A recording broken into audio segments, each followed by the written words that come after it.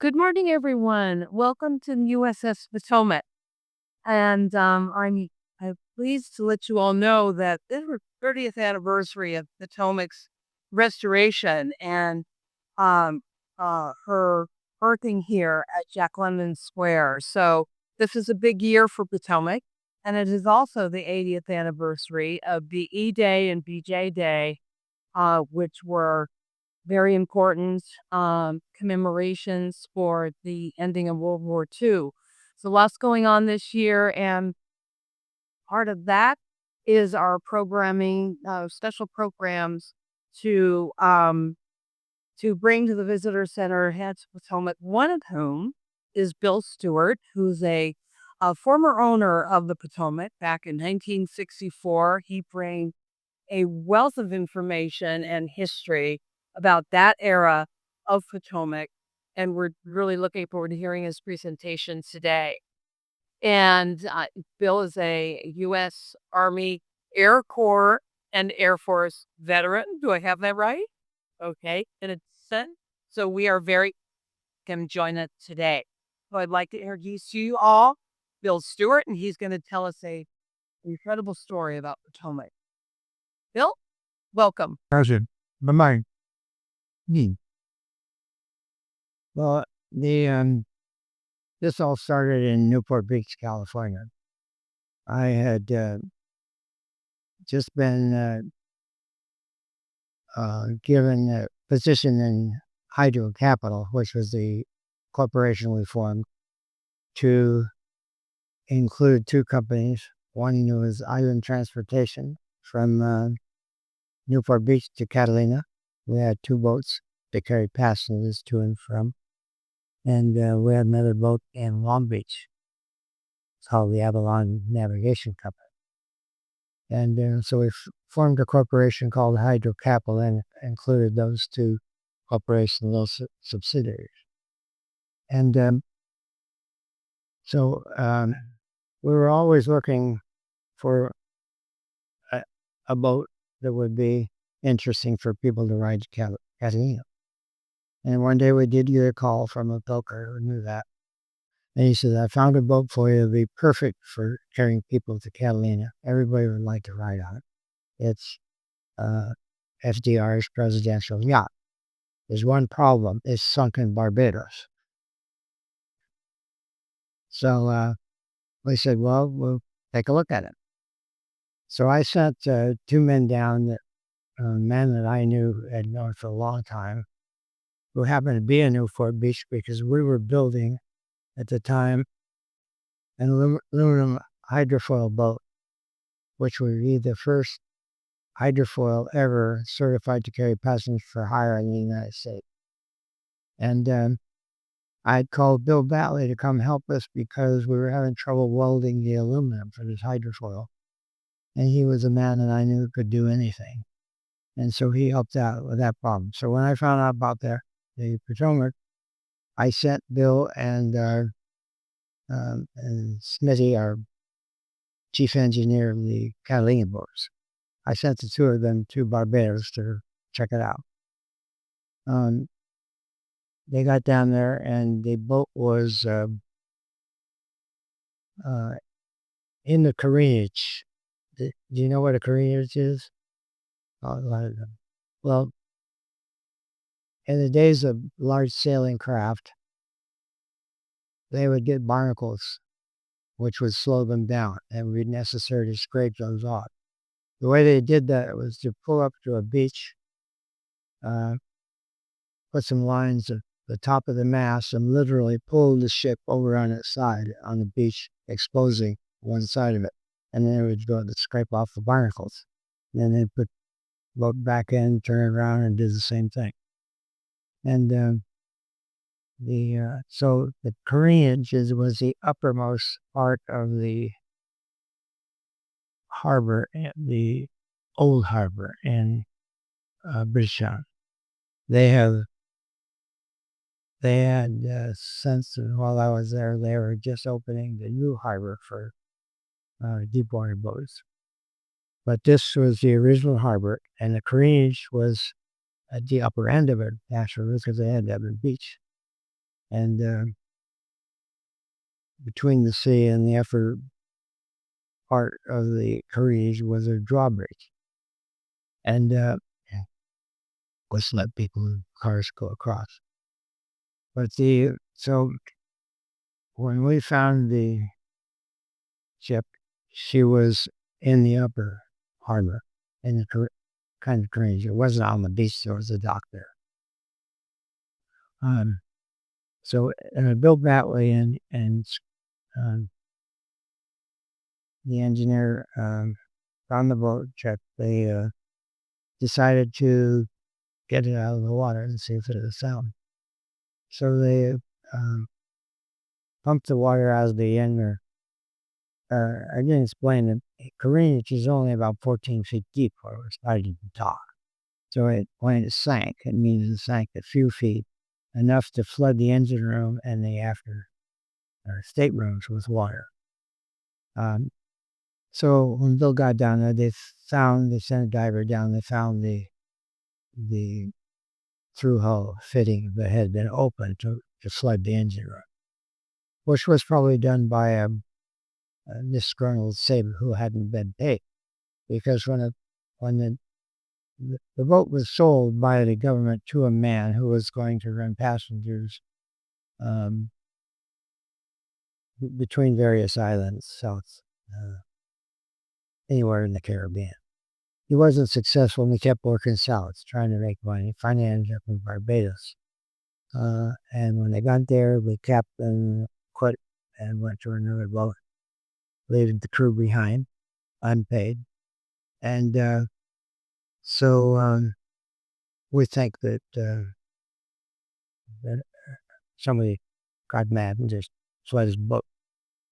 Um, so anyway, they pumped the water out of it and got it put it in a dry dock. And there's a very special dry dock in Barbados with the screws, and they run the boat into this cradle, and these screws turn and usually lifts the boat out in the water. It's one of the only. There's only 2 or 3 of them in the world. But anyway, they did that. They had it surveyed, and I have the survey here if anybody wants to sit and interested in that kind of detail. And it was determined that the boat was sound. Uh, and so they tied it up at the dock, and Bill started working on it. And he needs electricity to do much work on the boat. And the electricity on this boat was a DC, not AC, like you have in your house. It's a DC current.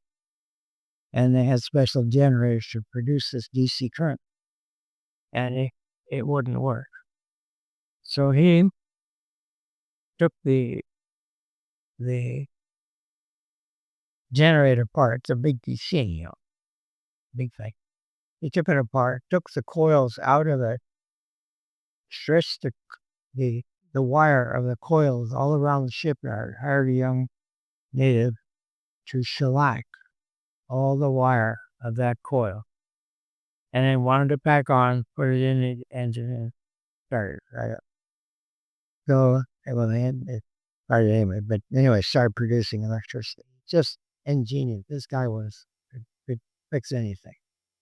And so then they had to start working on the engines because they were in terrible shape and were not running.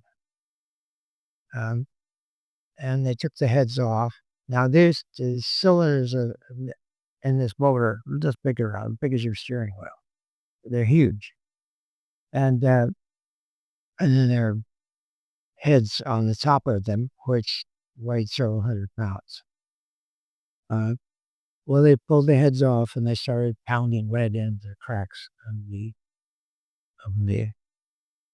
both the engine and the heads of the engine. But it got to where they couldn't get enough lead into the head of the engine to work. So Bill set these things, these big, the head is of each engine, each cylinder is big. This 3 by 3.5 feet, I think, and about 8 inches thick. We sent them down to a machine shop, and they ground out the top of the cylinder, or the top of the, or the, yeah, I don't know how to say it. Anyway, they ground out the top of the hole for the engine piston with some. They ground it out and then inserted a 1 inch thick iron plate into the top, put two big bolts up through to the top of it, and bolted that steel plate to the top of his cylinder. Then the secret was to find a gasket material that would keep the water out of the engine. A diesel engine runs by not spark plugs, but by pressure. When you pressurize diesel fuel enough, it will explode. And that's how an diesel engine works. You just, as the piston comes up, it explodes without a spark plug and pushes it down. So you can't put any engine water in that because water will not compress. And it will destroy the engine if it tries to compress and it'll break something. So anyway, he did this, and it they couldn't find a gasket material that would hold that tremendous pressure that was necessary. So I had just learned of Teflon about that time, and I took some Teflon down to them to try it, and it didn't work. And we hired an engineer from Miami to come down and help work on the boat. And he said he thought he knew there was a gas material that would hold. And he bet his salary that it would work. Well, he got some, they put it in that didn't work. And I said, well, maybe we need to put 2 layers of it in. And I put 2 layers of it in, and it did work. It helped. So they finally had an engine that would run. However, they couldn't get the valve seated properly. If you don't get the valve seated properly, the pressure just blows by that valve into the bottom of the engine, and it won't explode. And it can't get the pressure. So they kept trying to seat the valves, and seating the valves, what a valve, I imagine the valve is in that case was about this long with a head on it like this, and it has a dimple in the middle and then a long shaft. And they kept grinding on these valves, trying to seat it to make it tight. But when they start the engine, it wasn't tight. They couldn't get enough compression. So Bill finally decided there must be something wrong. So he took some of the valves down to another. We were working by the way, in the shipyard, and that was right in the harbor.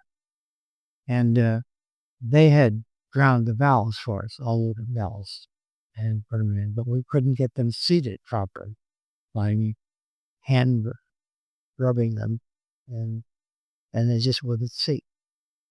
So Bill took one of them down to a machine shop in town, and they looked at it and said, well, we know what's wrong. When the machine shop in the shipyard ground the valves, they put the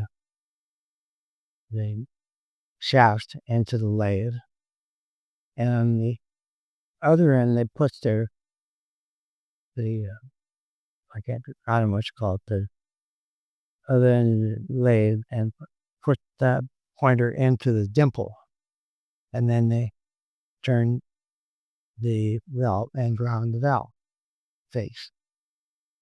Well, they said the trouble is that after many, many years of running, that dimple got moved somewhat just from wear and tear. And so they actually ground those valves. They were round, but they weren't on center.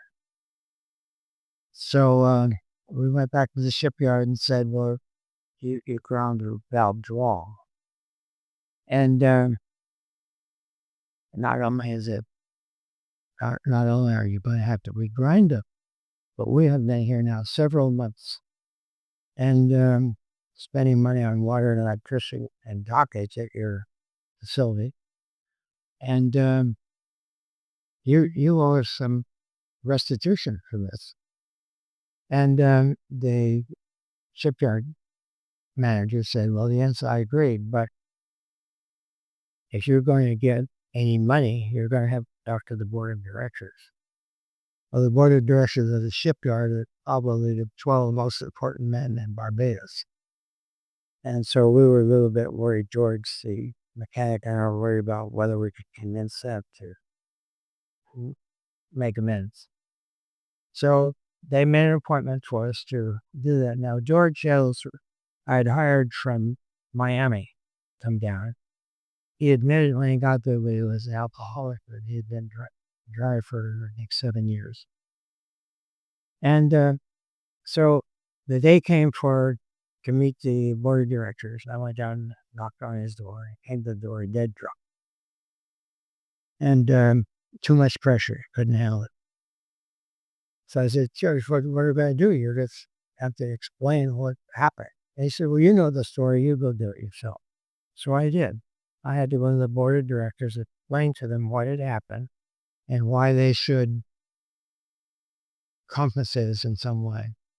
The compensation was that they forgave us all the money that we owed them for docking, for machine shop work, electricity, water, everything. They wiped clean the slate of any money we owed them and agreed to do whatever was necessary to bring us to sea.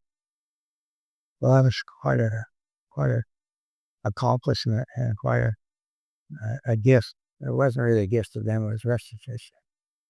But they were fair about it. So we we then redid the valve. They redid the valves properly, and they were able to signal. There's another problem about the engine. It has to be timed. You have to turn it, and it's not timing for spark plugs, but it's timing for when you inject the fuel. And so George said that the boat was out of time, and it was going to have to be timed. He says, I can't do it. So he said, Bill, you go up there, open the manual, find where it says how to time the engine, and you do it. So I did that.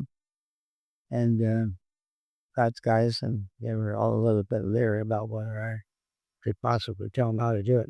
But I did. Out of the manual, and we timed that engine. We had a crew of 6 white people, natives from Barbados.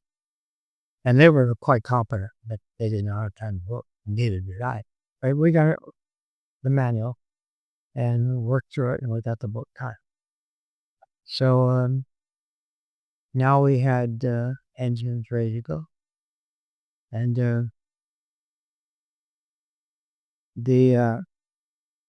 but we only had one engine that would work. The other engine was a real mess, and they had taken the best parts of it and worked it onto the wagon.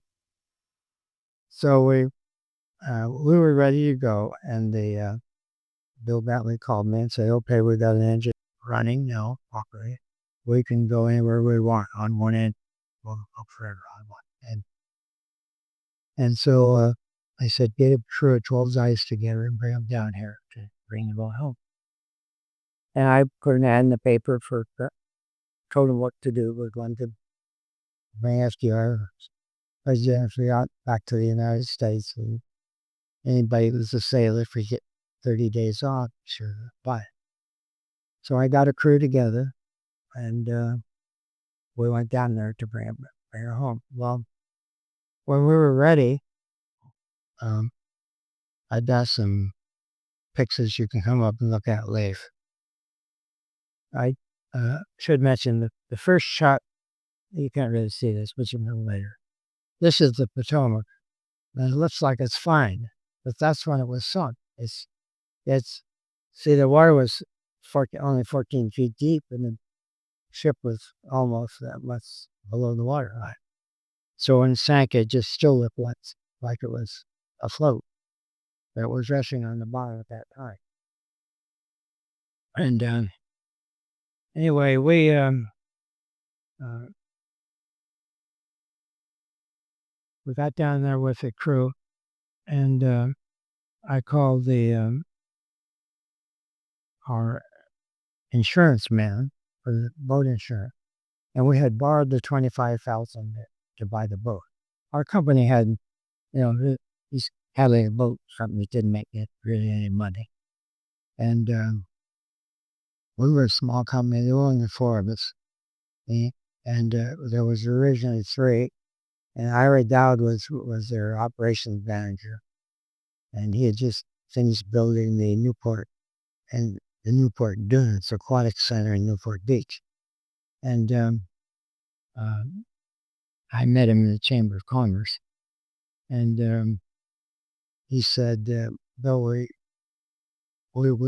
and I had started a real estate syndication business, and we did one job. We built one building." And he said, "Bill, I forgot to tell you, but I own an interest in these Catalina boats. Summer's coming, and we're going to have to put aside our syndication business and operate these boats." He said, "You'll come help us do it. There's three of us that own this company. If you come in, we'll give you 25% of the company. We'll each have 25% then, and we'll be our chief financial officer for the corporation," which was Hydro Capital. So that's how I got into the boat business, just because he needed somebody to help like the company in the summer. But uh, anyway, we ran out we borrowed the money to purchase the boat from the savings loan company, and took the crew down there. We're all ready to go. Called the insurance man. And he says, "I'm not going to insure this boat unless both engines are running when you leave the harbor." Well, that was a death blow because it was felt there was no way to get that other engine running. But we did. I spent, well, after all the crew that I took down there had signed on for 30 days. It would take 30 days to bring the boat home. It would take 2 days to get it ready, livable, and then come home. And so they started cleaning up the boat, getting everything working, being able to cook food. And uh, the so when the insurance man said he was not sure we had to fix the other engine, the crew could see that they would never be going home in 30 days. So they quit me on July 3rd. And their captain signed them all a vote, and they got on airplanes and took off. Um, the uh,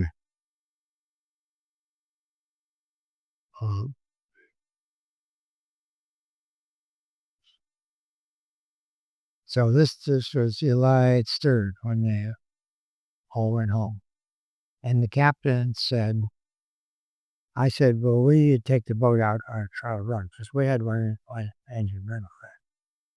He said, I'm not gonna pilot that boat anywhere." So I said, "Okay, you're fired. Go check into the hotel." Now, one of the men that came along was a Captain Rowland. He was a first mate, but he had had a heart attack. And if you've had a heart attack as a captain, you can no longer be captain. We be down the road, except in an emergency. I said, "Well, this is the emergency, so Captain Rowland, you are now the captain of the ship."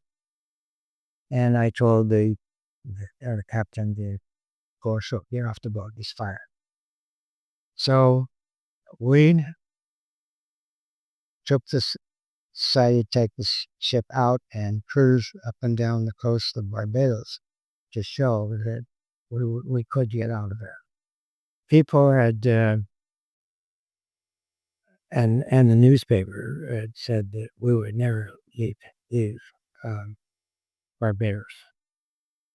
And everybody but us believed, everybody but I guess, believed it. And I said, no, I'm going to show them. So we decided to take her out to sea. Well, we're tied up at a dock, headed upstream in the harbor, because the harbor is at mouth of the river. And we had to turn the boat around and to go out. So we tied the stern to the dock, and then the captain made me pilot. I'm the owner of the boat. He says, you're going to steer the boat. So he gave orders while I did. Well, he told them to keep the stern of the boat tied to the dock, and then we put the power to it to bring the bow around. We had to turn 180 degrees around to head out to sea. So we're starting to turn. We're headed straight across the harbor, and some way the line as tied to the dock got loose. So now we're dead in the water, crossways in the harbor, and with schooners behind us. There are a lot of schooners in Barbados that brought coal and everything else to, normally from Louisiana to Barbados. Anyway, as we're laying there, the stern of the ship starts moving upstream a little bit, and we got the bowsprit of one of the schooners caught in a stanchion on the stern of our boat. And we're going full speed ahead, and that boat is holding us back. And we're just about to tear that schooner in half when finally we got it stopped and we got loose. Later, I had to go and pay some money to reassemble the front end of the yacht, the schooner, I should say. So we got loose. Now we're headed straight across the harbor. And he says, okay, full speed ahead and build hard to port. I got the wheel turned hard over. We're looking straight across at a ship. And it happened to be the ship of our agent. When you're in a foreign country with a boat, nobody will trust you to do anything for you because they're afraid you could leave and not pay them. So you have to have an agent. And we had an agent, the Costa Company. And they happened also to have a department store on Barbados. And they had a ship that would bring in goods from the department store. And it was anchored tight, I should say, tight up at the dock, right opposite the river. So I've got it hard over, full speed ahead, and we're starting to head over. And I said, we're not going to make it. We're going to ram that ship. He says, hard over, just keep going. And don't let him. He said, we'll make it. Well, we finally turned, and we went by that ship, and a line on our boat was from a mast was tied up at the side, actually welded to the side. And when we passed that boat, that little piece of metal, about 2 inches, stuck out and caught something on that boat. And it just bang when we broke that loose, and so the line popped loose. And but we just slipped right on by, kept on. So then I didn't mention that Barbados was famous for flying fish, eating flying fish, and their typical meals were flying fish, peas, and rice. And they had a huge fleet of boats less than 20 feet long that would go out and catch flying fish. And they brought them into a large building, and the women would debone those flying fish in the big building there. And 20 or 30 boats, rowboats outside there, tied up. And we get past that boat with a slight damage, and now we're headed right straight for the flying face dock, part of boats. And I thought, oh hell, now we're gonna right next little boats going through there. But captain says, Harlow, full speed ahead. And he had to face it. That, he's a good captain. He knew what a boat could do. And sure enough, we missed that. Well, then we finally got out to sea, and we ran for about 5 miles up the coast and turned around and back and came into the dock. And the first thing I had to do was go over and see the schooner that we had wrecked, pulled apart. We had made amends with them and agreed to fix it. Anyway, this was July 4th, 4th of July. I said, we've got to show the people that we can get our ship back to America. So it was really a big deal.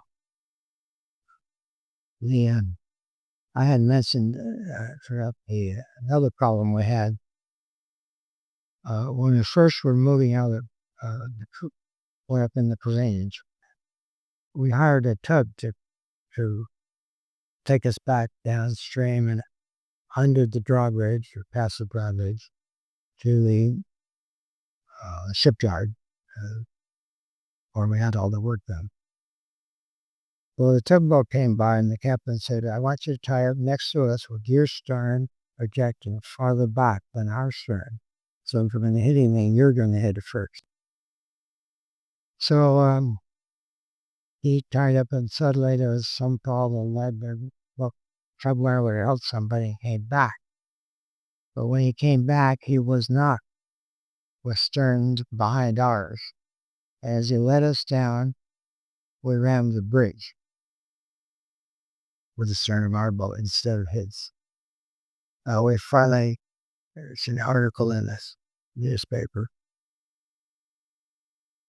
There's the Potomac, which is due to leave Barbados within the next 3 weeks for an exhibition at the Seattle World's Fair, was slightly damaged while moving from the inner basin of the Range to a berth alongside the Central Foundry here yesterday.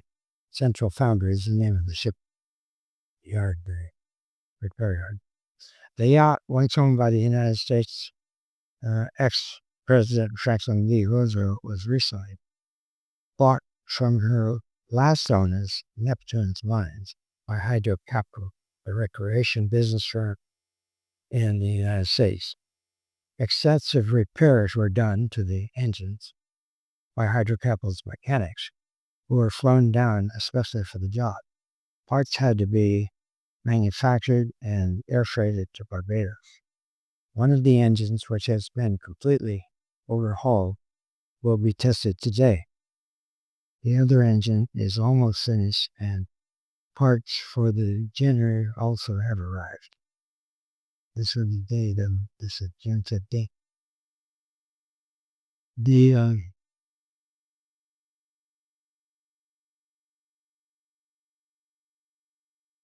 The same day, I wrote a letter back to Ira Dowd, our operations manager at Newport Beach. And I'll read it to you because it's food information. Again, it's June 15th, the day that we were moved down the Range of the shipyard. Anyway, dear Ira, work is progressing very well, but there are many things to do to make the ships seaworthy, such as bilge pumps, electrical system, galley burbucks, refrigerators, anchor gear, crew squares, navigation equipment, etc. I have engaged an agent to contact me to help expedite the work. They have in their employ one of the most competent engineers as port captain that I have ever seen. He works fast and knows how to get things done. We should have engaged them much earlier in the game, as they are extremely competent. We are installing the final generator aboard today, and are near completion of the second main engine. The first is completely installed and ready to start. It is not advisable to start it though until the second is ready to start also. All persons concerned had no doubt that they will run, and we intend to start them next Wednesday. This should permit us to leave by next weekend. I'm talking about June 15th, and we're trying to out to sea on the 14th, etc.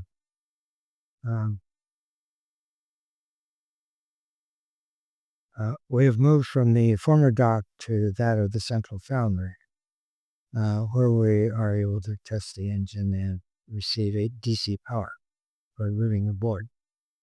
We stayed only 2 nights at the Island Inn, the hotel there. Thank God we brought all of these guys with us, because all of the things necessary to take the ship to sea for 3 weeks. Everyone is working very hard and are really getting things organized.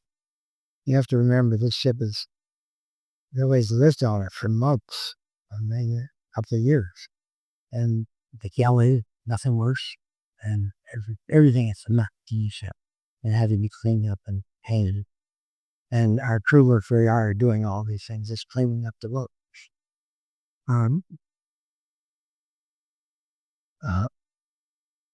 thank God about all these guys, because all things necessary to do and to take the ship to sea for 3 weeks. Everyone worked very, very hard, and they're really getting things organized.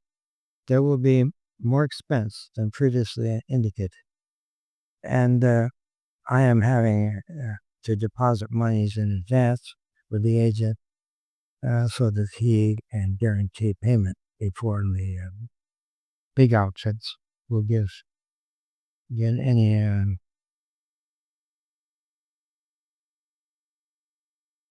get in very deep. This is because of the bad reputation of the former owners. We will owe George Edwards, the engineer from Miami, the mechanic and a good one, about $1,000 by the time we leave. And he would like it then.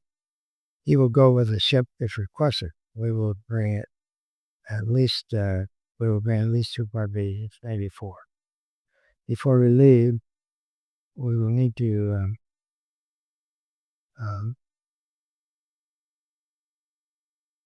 we will need their credit for their return effort established here in Barbados. You can't take a foreign sailor from his home without getting an air ticket that will bring him back home where he has to, for any reason.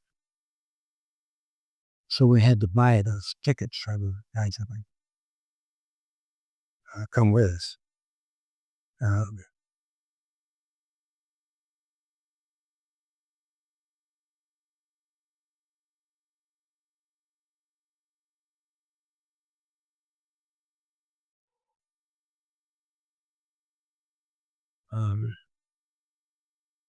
When we moved yesterday, the couple disobeyed captain's orders, and was banging into the bridge. Some damage was done. It cost us $150 to repair it. I sent him a list of money we had spent, and I should say debts that we had incurred, because we had no money. And then we're doing all this, well, we borrowed the $25,000 to buy the book, but we needed more money for the repairs. And a friend of mine said he wanted to come to Barbados. And I said, well, if you'll lend us some money, I'll let you come. and ride the boat back to the States. So he lent us $5,000. Was it? Was the let's go home. He lent us $5,000 to be able to ride the boat back to the States.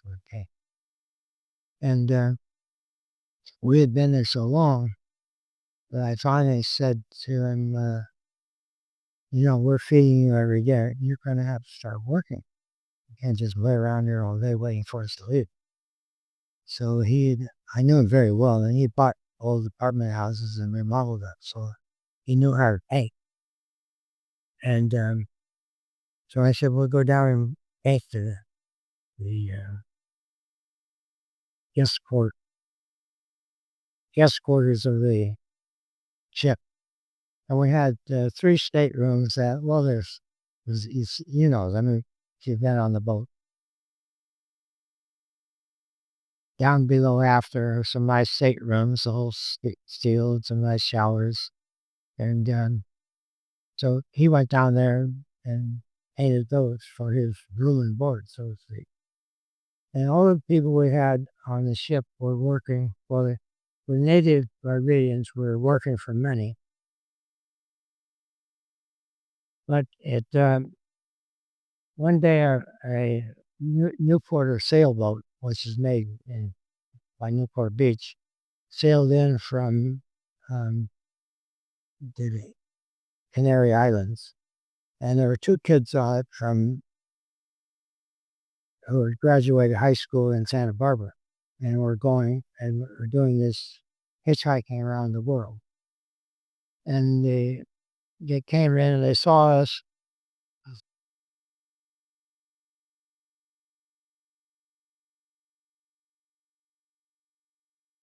Sorry, everyone. Don't worry. There you go.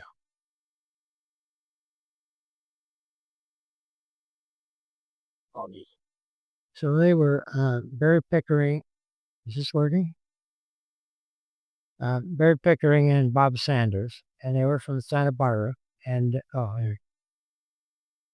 Barry Pickering and Bob Sanders graduated from high school, and we're going back to they'd taken us off the hitchhike around the world. Their sailboat was heading up the eastern coast, and they didn't want to go there, and they heard we were going back to California. So they jumped ship from the sailboat and joined us as workaways, which means they work for room and board. And so I had two more workers. And so when we finally got everything working and left, and it was then on July 19th, after we'd been to sea, I wrote a letter home to my girlfriend, Barbara. And I said, I guess you're wondering whether I'll ever get back. I had no idea the ship would be so hard to get out of here. We should never have tried to make her sail out on her own power, but should have towed it immediately. It kills me to think of the money we are losing by not being at the fair. We were taking the boat to the fair, and we were showed as a museum at the fair in Seattle. And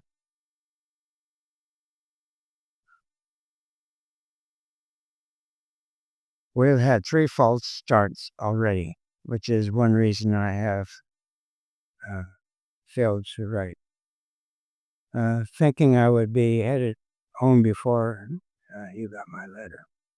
We originally expected to leave 1 week after arriving, but there was a week's delay in getting the starboard engine going. When we did get it going, the unorthodox method used in its repair failed, and we were dead. In the meantime, we had people swarming holding the ship, fixing all of the other things that were necessary to put to sea with a full crew, such as ice boxes, freezers, bilge pumps, sanitary facilities, firefighting equipment, cheering gear, navigation equipment, electric power plants, fresh and saltwater pressure pumps, um, solvent and cooking. It was really a big job, cooking equipment, living quarters, etc. With all of these things, we thought we could leave 2 weeks after arrival if the engine hadn't failed. We then attempted to repair the bad engine, but it continues to blow the special rubber gasket material that we had used.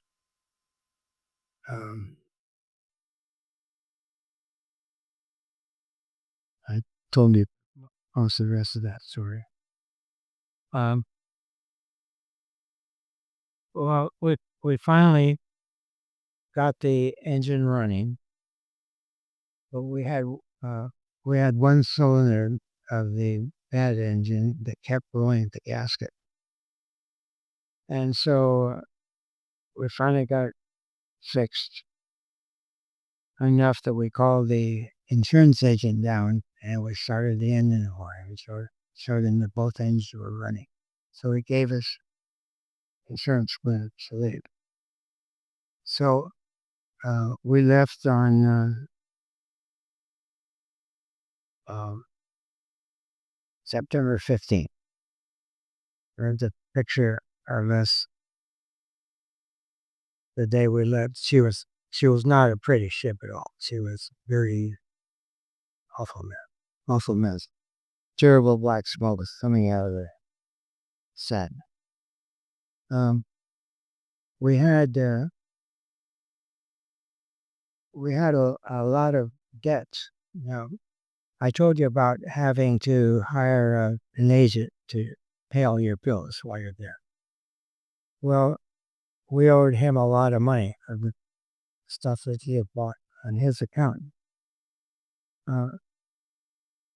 Just before we got things running well, and we were having trouble, he had a work engineer working for him handling that big boat they have. And he said, we've got this guy who really knows what to do, knows all the people and where to get things. They said, well, we'll turn him over to you to help you get the boat going. And I said, great. So they kept working on the engine. One day, one of the workers came to us and said, the port captain that you brought aboard, is telling us to do things long. I think, and the crew thinks, that he is trying to sabotage the book so it'll never leave. We had become a major economic force in Barbados. And so anyway, he says, we think he's sabotaging the book. So the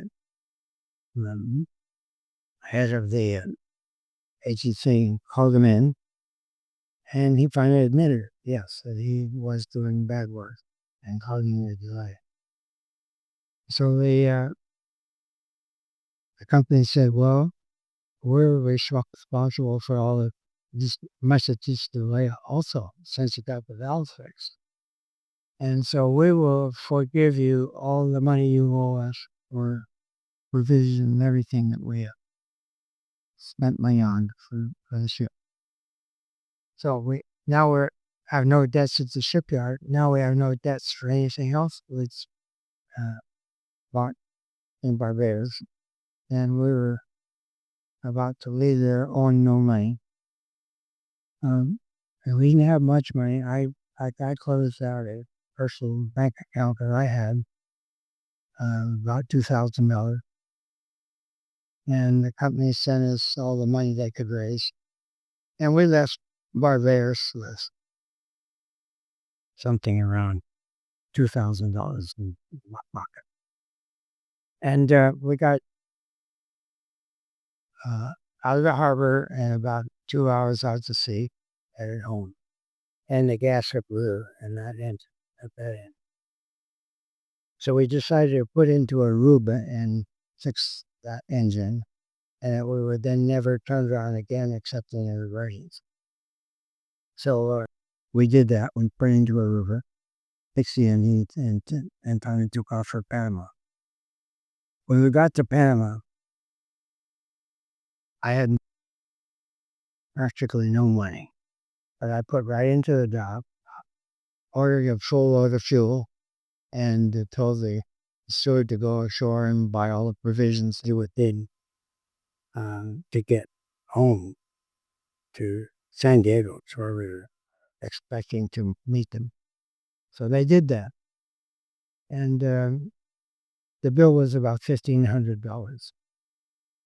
So I called home and got the president of our company, Glenn Rowland. He happened to be working that day in the office. I think it was a Sunday. And I said, Glenn, we need $1,500. And he said, oh, we don't have it. And I said, well, if I don't pay for it, they're going to confiscate the boat. And this is a documented vessel. And if you ever leave a dock owing money, that debt stays with the vessel forever until paid. And I said, if we don't pay this bill, they're going to take the boat. So he said, all I've got is the payroll for the Atlanta boats. And I said, and he says, that's about it. And so you have to send that to me. Where's the boat? So he sent it. Well, then we had to get through the Panama Canal, and it's a very expensive fee to transit that canal. And however, I learned that private yachts can go through free. So I had heard that possibility before I went, and I took down a Newport Harbor Yacht Club Virgie with me. So we hoisted that up, and I went into the official and said we want to transit the canal. And we're Newport Beach, Newport Harbor Yacht Club. And I said, okay, you're free. He said, however, you're a 2-engine vessel and only 1 engine running, you're going to have to be towed. So we were right behind a larger boat. And I had a chat with him. I said, our engine works fine. But they insist we be towed. So if you don't mind, we'll just throw a line through you and we'll look like we're being towed. And we did that, and we got through the canal that way. On the other side of the canal, we took a few days off, and the guys went shopping. I bought a Chinese carved ivory chess set. One guy bought the steering wheel of every ship. And as far as that had any money, and that was the guy that he'd come down for a ride home. And so anyway, loads of stuff on the boat. And I took all the money I could find in my pockets and anywhere else and gave it to the captain. I said, now when you get to Acapulco, you pull in there to get fuel, enough to get home. If you get full tanks, you'll have enough to get home. So I said, put in there, buy all the food you need, buy the fuel you need, and if there's any money left over, give it to the crew to go ashore, the first payment they've ever had, and I've got some fun. So we did that. Well, when they left the next day, they got into a Mexican hurricane called the Chubasco.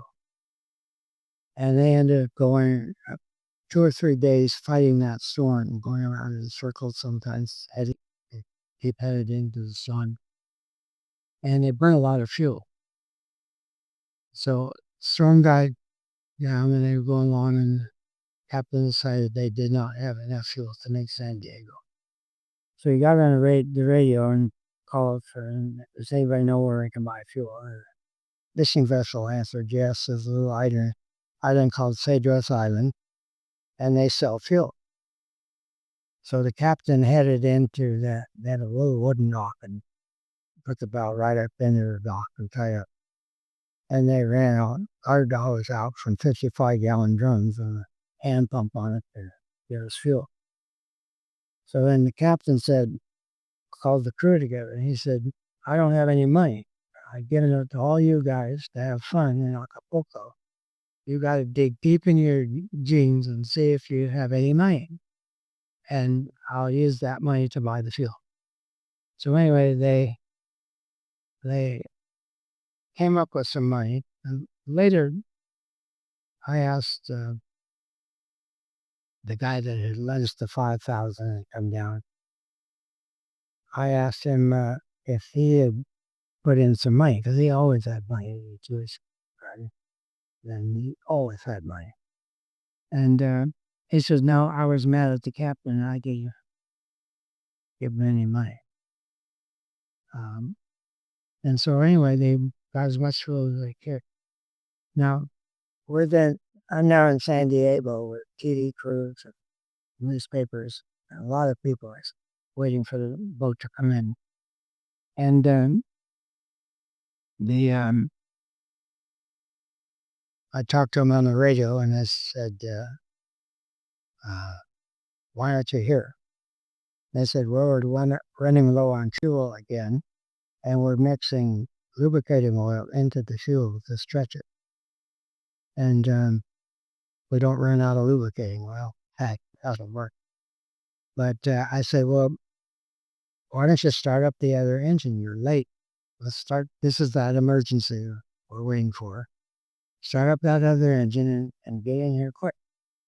And he said, "Well, I've been calling the engine, but George Evans, the guy who got drunk, is running in. He's in charge of the engine room at this time. And I keep calling for the other engine and he doesn't turn it on." Well, they finally got in. Before they got in, I was talking to an agent, um, governmental agent at San Diego dock. And I said, I told the guys that they could each bring in 5/5 of booze, and which was the limit that I had known of. And he said, "Well, you're wrong because that's a private yacht. Private yachts cannot bring any booze into the United States. If you're on a public carrier, you can, but not a private yacht." So I got on the radio and called them up and I said, "Hey guys, I was wrong. You can't bring any booze into the country. Make sure that none of it's found when you get in there. I don't care what you do with it or anything, that it must not be found when you arrive." So when they got there, I went to George and I said, "George, why didn't you turn on the engine when we needed you to get here quick?" He said, "Well, when you told me I couldn't bring any booze in, I stuck all of my booze into the manifold of that second engine. And I wasn't about to turn and have all my booze blow up in that engine." So then I found out that since he was from Florida, that he was the only one who was legally able to take his booze through California and back to Florida. It's just the people staying in California could bring it in. Um, so he did that. We had a lot of television. It was a big, big deal when we brought the Potomac into San Diego. And for several days, it was important. And then we left the boat in San Diego for a while, and I went home and prepared for it to come. And we decided we couldn't get it into Newport Beach. The harbor was too shallow. So we decided to go to Long Beach, and which we did. We're at the 12 o'clock.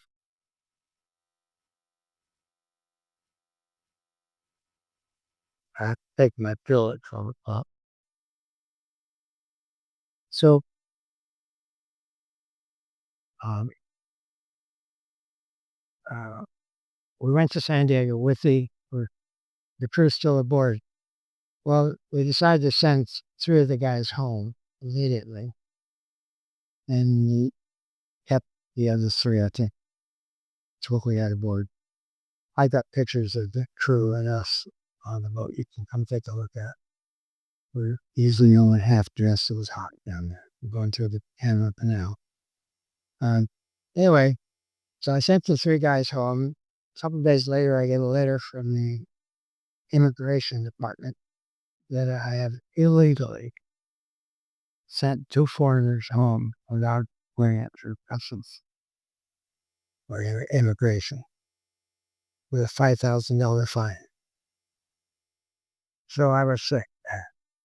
I went down to the agency there and I long chat with her, told her what we'd been through. The guy took pity on me and waived the fine. So then we decided we would try to fix up the boat as a museum. And Jimmy Roosevelt, the president's son, was living in Newport Beach.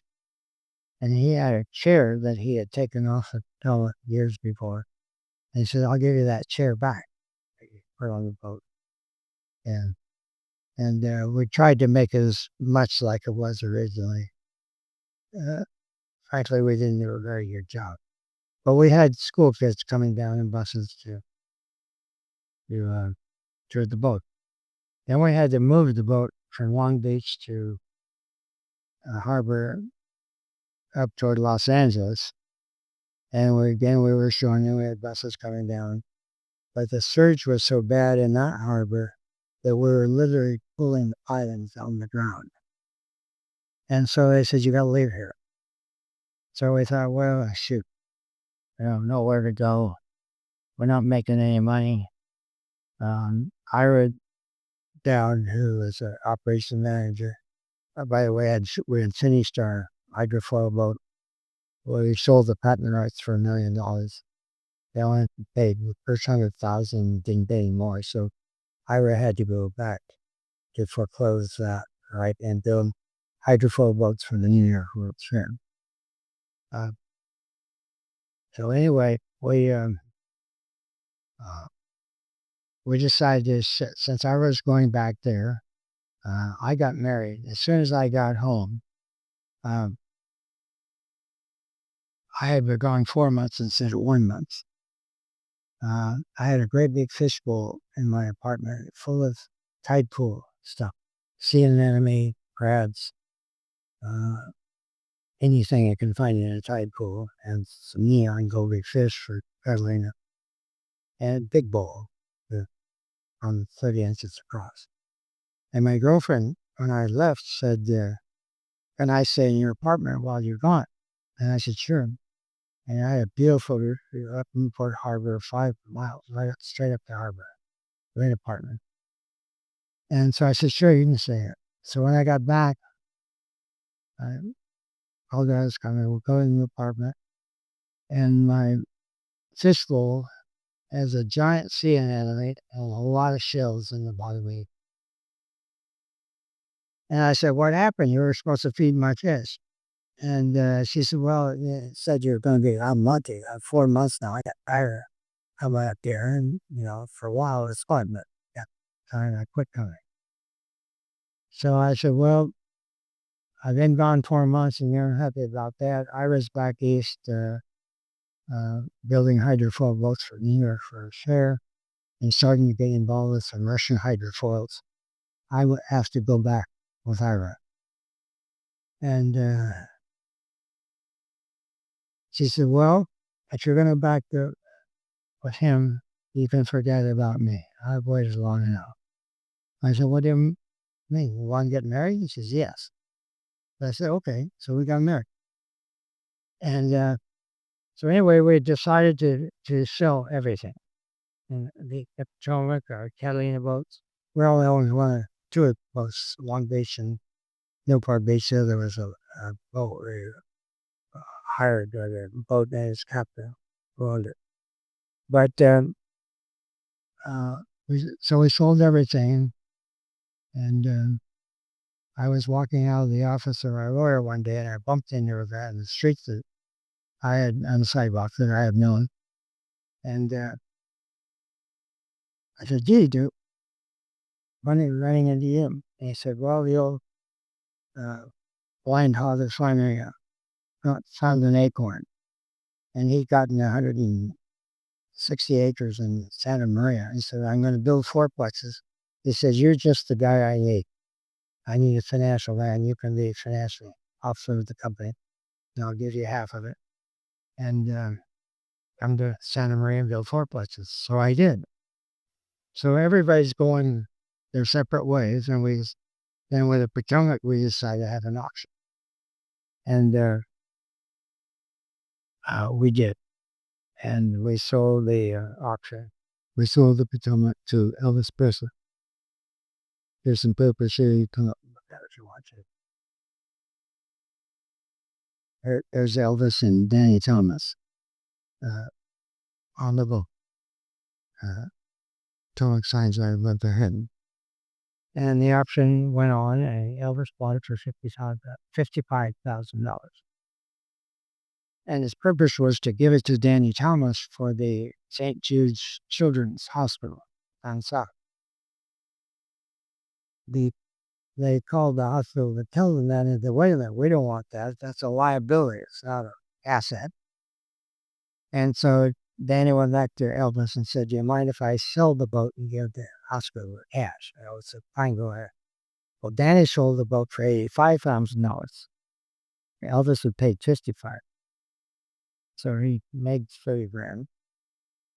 So he sold the boat and made that money to the hospital. And my story is supposed to end there. Barbados to Elvis. So if you have any questions, I'm here. If you want to look at any pictures, help yourself, answer questions, come on. But the official show is over.